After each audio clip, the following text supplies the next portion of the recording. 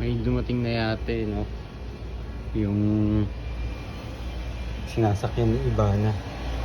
Nandun yung tali namin na pambagyo. Kaya, kinailangan ko munang ibaba. Kasi nakaharang sa papasukan nila.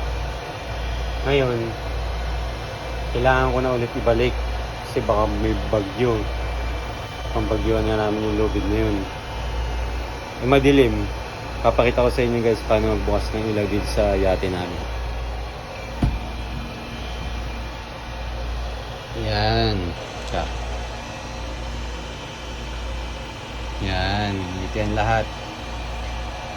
Sa control panel lang. Hindi kagaya na iba na parang ilaw lang sa bahay. So, dito tayo. Outside lights.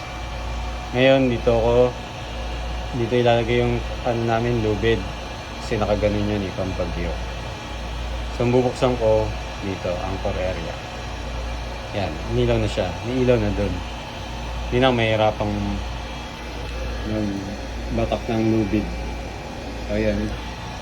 Basta dito lahat ng control niyan. Underwater lights.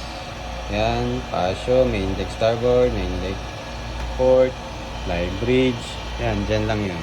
So, yan lang. Pizza.